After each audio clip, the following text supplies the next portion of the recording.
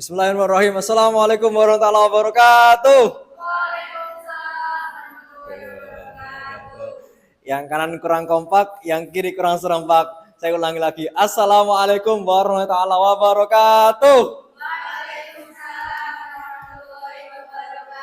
Wah, masya Allah sangatlah sehat sekali. Gimana kabarnya, semuanya sehat? Alhamdulillah sehat. Bismillahirrahmanirrahim. Alhamdulillahirrahmanirrahim. Wa bihi nasta'in ala amrin.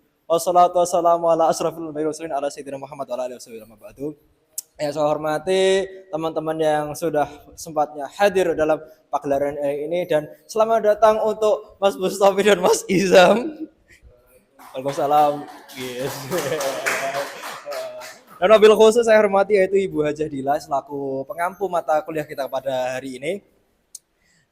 Dan sebenarnya saya mau bilang beberapa hal terkait perihal ini materi tauhid.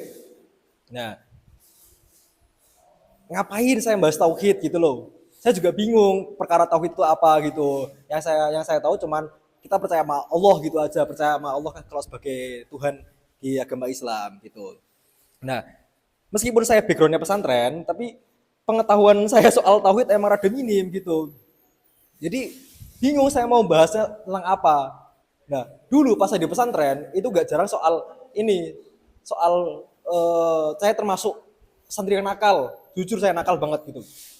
Soalnya pesantren saya dulu pas zaman 2007, 2013, 2014 itu jauh banget dari kata modern. Bahkan kalau semisal kita nyari minimarket, ada yang tahu ini enggak? Ada yang namanya minimarket Indomaret, tahu? Belum tahu. Nah, Indomaret dulu kayak gini. Di pondok saya, di pesantren saya itu dulu, antara pesantren mau ke Indomaret itu jauh banget, sekitar 4 sampai 5 kilo. Nah, itu pun kalau semisal ada kendaraan umum yang namanya Tosa. Kalau gitu. Nah, masalahnya adalah kita sebagai santri di sana kurang tahu apa namanya Tosa. Jadi nggak jarang kita sebagai santri di sana itu jarang banget naik namanya Tosa sebagai kendaraan umum. Nah, biasanya kalau semisal kita mau beli sesuatu, contohnya Yakul gitulah. Nah, Yakul kita beli dari pondok ke menuju Indomaret, balik-balik ke pondok itu Yakul bakterinya udah berkembang biak. Biasanya kayak gitu anjing. Nah, karena soal ketauhidan, kali ini kita akan mengkaji soal ranah tauhid yang mana saya masih minim wawasan soal tauhid. Nah, banyak yang saya cari di searching di Google. Tauhid di Google nggak jarang membahas soal tauhid tentang Wahabi gitu ketahuan saya. Yang mana tauhid tentang Wahabi itu dibagi jadi 3, percaya Tuhan, sifat dan juga tentang ibadahnya. Sudah sepele itu. Nah, kalau kita kutip lagi soal ranah tauhid secara sederhana, kalau kita ketahui lagi, ranah apa sih tauhid secara sederhana itu? Tauhid secara sederhana adalah bagaimana cara kita atau bagaimana sudut pandang kita meyakini Tuhan. Bahwa Tuhan, Allah itu adalah satu-satunya Tuhan di semesta, yang mana Allah itu adalah Tuhan yang merawat semesta ini, bukan cuma merawat, menciptakan, mengadakan, dan membuat siklus kehidupan. Intinya, Allah itu adalah Tuhan semesta alam. Yang mana menguasai alam semesta kita. Kayak gitu. Nyi Rokidul, semisal kalau ketemu Tuhan, itu udah gisper. Nah, Nyi Rokidul yang kalau katanya sebagai penguasa Ratu Pantai Selatan, ketemu Tuhan, udah jadi ratu penguasa Telaga Sarangan. Lionel Messi nih ya, Mas Mbak Lionel Messi, yang kalau katanya sebagai penguasa lapangan, ketemu Tuhan jiper mah. Tiba-tiba jadi penguasa lapangan Darul Ma'arif. Wah, ya Allah gitu amat. Nendang bola, nendang batu. Nah, tapi kalau kita kutip lagi soal tauhid menurut sudut pandang Aswaja. Nah, tauhid sendiri itu ada kaitan dengan akidah, yang mana dalam hal ini berkaitan tentang landasan-landasan akidah. Apa saja itu dalam Aswaja landasan akidahnya? Yaitu adalah Al-Quran, hadis, ijma, dan qiyas. Al-Quran sudah pasti sebagai sumber ilmu pengetahuan. Hadis itu adalah sebuah kabar terbaru atau cerita dan serta nubuatnya para nabi. Ijma yaitu kesepakatan para mujtahid. Nah, sedangkan qiyas itu adalah hasil dari dikait-kaitkannya suatu sudut pandang yang mana tidak terlepas dari sumber permasalahan ranah masyarakat. Nah, meskipun demikian, meskipun sudah ada 4 landasan tersebut, dalam ranah ini tidak meninggalkan dua unsur lagi, yaitu dua dalil. Dalil apa aja itu? Dalil nakli dan dalil akli. Nah, dalil nakli sendiri, dalil nakli sendiri itu artinya dalil yang mana bersumber pada Al-Quran dan hadis atau secara tekstual, secara teks. Sedangkan dalil akli yaitu bersumber pada akal pikir manusia, ranah logika. Nah, maka dari itu kita sebagai remaja aswaja yang cerdas tidak meninggalkan sebuah berbagai unsur-unsur tersebut di saat kita menghadapi resiko-resiko terhadap ranah masyarakat. Karena nggak bisa dipungkiri di saat kita mengambil suatu sudut pandang dari Al-Quran dan hadis, kita juga tidak terlepas dari sudut pandang para ijtihad ulama dan kiasan-kiasan tersebut. Lanjut lagi. Nah, siapa sih tokoh-tokoh yang kita pegangi dalam tauhid dan akidah? Yaitu kalau dalam saja ada Imam Abul Hasan Al-Asy'ari yang pertama. Yang kedua adalah Imam Abu Mansur Al-Maturidi. Nah, soal keimanan yang sudah dijelaskan pada pertemuan kemarin, yaitu ada iman itu dibagi jadi 6. Ada 6 unsur keimanan, yaitu iman kepada Allah, iman kepada Rasul, kitab, malaikat, hari kiamat, dan qadar. Nah, terkait itu, mungkin beberapa teman-teman menganggap kalau bahwasannya adanya Tuhan, adanya Allah itu kita nggak bisa ngapa-ngapain, kita nggak bisa berusaha sedemikian rupa, karena mungkin masih banyak dari kita yang beranggapan kalau semisal apa yang sudah dicatat oleh Allah nggak bakal bisa kita rubah, karena pada dasarnya Allah itu Tuhan semesta alam, Tuhan yang mengatur alam, Tuhan yang mengatur semesta, Tuhan yang memelihara segalanya, Tuhan yang mengatur segalanya. Tapi kalau kita kutip lagi, kalau kita disuruh iman terhadap qadar, bahwasannya semua yang udah digariskan sama Allah itu bisa kita rubah dengan cara usaha. Contoh kayak gini.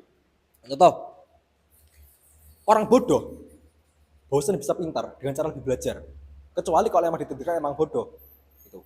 Karena pada dasarnya semua orang itu bisa berusaha untuk merubah dirinya masing-masing. Nah, ini bisa kau-kaukan dengan qadar. Kayak gitu. Mati termasuk takdir memang, tapi kalau kita bisa mengusahakan meminimalisir kejadian mati, kenapa enggak? Kayak gitu. Contoh gitu, orang yang jatuh dari lantai 3, gak ada kemungkinan bisa mati. Tapi kalau semisal kita punya akal sehat, ya mana mungkin orang sehat mau terjun dari lantai 3, kan gitu. Ya. Sambung lagi soal ketuhanan. Ketuhanan pada dasar cuma satu. Oh, bukan, maaf. Pada dasar ketuhanan itu cuma esa, bukan satu, bukan tunggal. Kalau satu ada 2, kalau tunggal ada ganda. Nah, kalau esa jadi 2-nya. Nah, gitu. Lanjut. Apalagi bahasanya?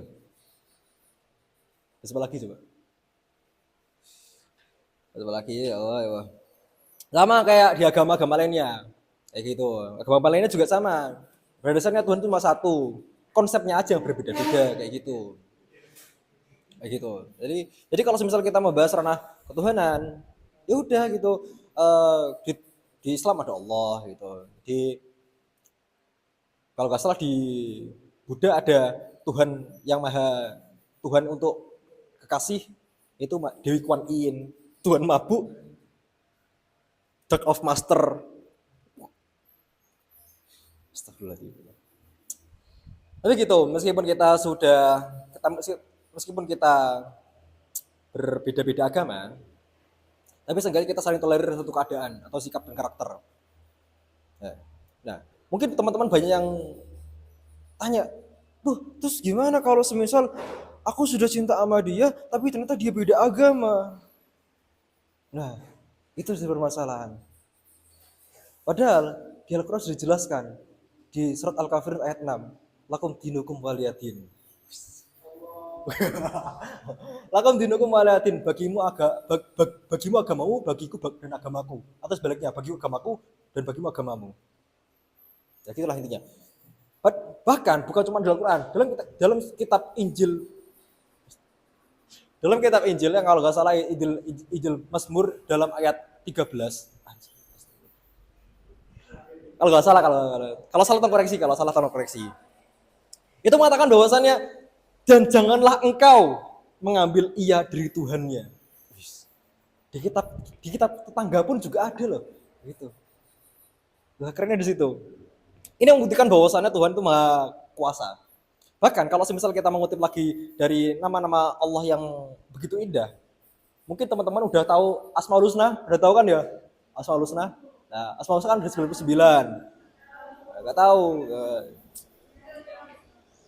Inainu, ya Yenu. Enggak tahu Asmaul Husna. Astagfirullahaladzim, astagfirullahaladzim. Asmaul Husna ada 99. Yang pertama diawali dengan rahmat dan ila akhirih gitu. Nah, di situ tuh ada ya Aziz. Ya Aziz maha penguasai, maha menguasa. Kalau saya ingat ya Aziz, ingat guru saya dulu. Guru saya namanya Pak Azus. Lengkapnya Pak Zeus. Itu dulu kan guru saya ini emang terkenal ini badannya besar, sering pakai cincin aki dulu. Dulu. Cincin aki, kakinya tebel-tebel dari sini, tebel banget. Tiap kali berjalan itu pasti bunyi. Nah, paling ngeselnya lagi kalau semisal Pak Azus ini ngasih hukuman, pasti kasih pilihan. Pengen gampol pakai tangan dalam atau pakai tangan luar. Nah, biasanya teman-teman pilihnya pakai tangan dalam. Nah, politiknya Pak Azus ini, kalau semisal teman-teman milih gambar pakai tangan dalam, akhirnya dibalik gitu, dibalik gambar. Gitu. Jujur ya, sebenarnya saya belum pantas untuk membicarakan soal ranah ketauhidan, karena saya masih minim banget kayak gini itu. Masih minim banget, jujur masih minim banget. Dulu pas di pesantren, ini sering diajarin untuk mengamalkan sholat tahajud, duha dulu pesantren gitu.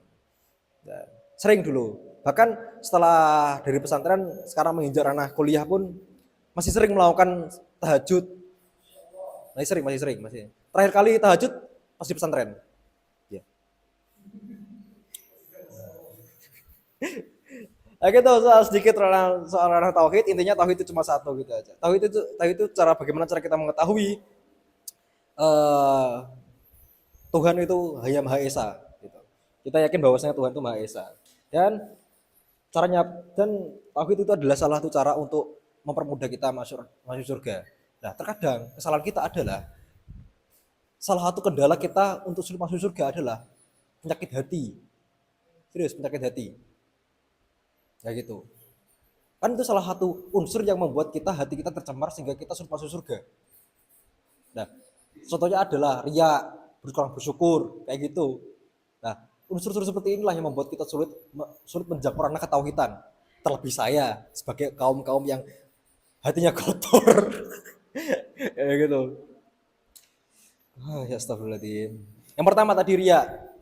Itu penyakit riya memang nggak bisa kita pungkiri ya keberadaannya. Bahkan Nabi pun pernah bernubuat bahwasannya riya itu ibarat semut hitam yang berjalan di atas batu gelap, yang berjalan di atas batu hitam di malam gelap gulita. Ada tapi nggak kelihatan. Kayak gitu. Biasanya mas-mas yang bapak-bapak atau mas-mas yang tiap kali Jumatan diumumkan pengumuman melalui toa masjid. Pengumuman sedekah berupa karpet masjid dari Bapak Rahmat. Nggak boleh tuh riya, nggak boleh diumum, nggak boleh gitu nama. Kayak gitu riya.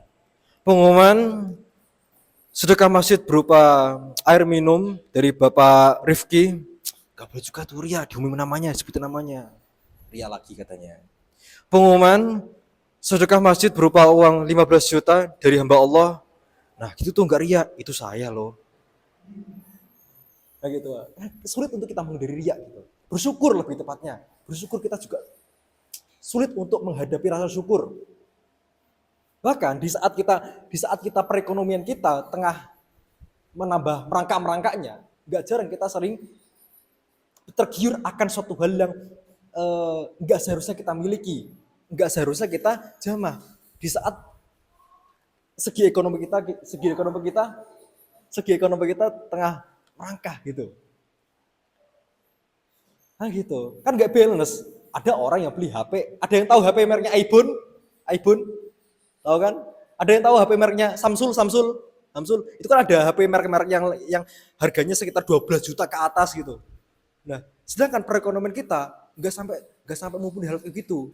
Boleh semisal membeli hal-hal yang terkesan mahal seperti itu, asalkan uang kita, kehidupan kita, ekonomi kita mumpuni gitu. Nah, kenyataannya adalah banyak remaja zaman sekarang memaksakan ekonominya untuk membeli sebuah gengsi tersebut. Nah, itu yang bodoh. HP 12 juta dibeli buat gengsi-gengsian. Itu HP kalau pamer jedat aja, pamer HP gitu sekalian aja gitu. 12 juta. Kadang-kadang sampai HP 12 juta kali 2, 24 juta. 24 juta misal kalau dibayar UKT IAIN udah lu sampai sarjana udah. Aduh, terakhir ya kan. Nah, terakhir nih tentang rangka tauhidan, bahwasannya kita tahu kalau segala yang tercipta pada dunia ini adalah atas kehendak Allah, dan kita sebagai manusia alangkah baiknya bisa berbuat demikian. Dan banyak kepercayaan di yang saya maksud agama di luar kita patut kita apa namanya tolerir dalam keadaan tersebut.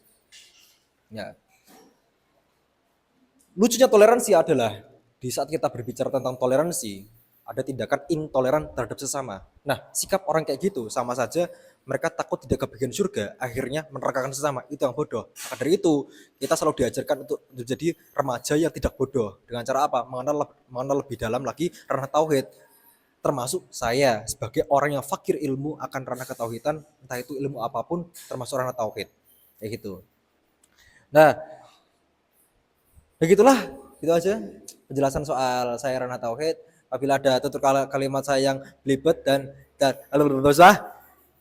mohon dimaafkan. Wassalamualaikum warahmatullahi wabarakatuh.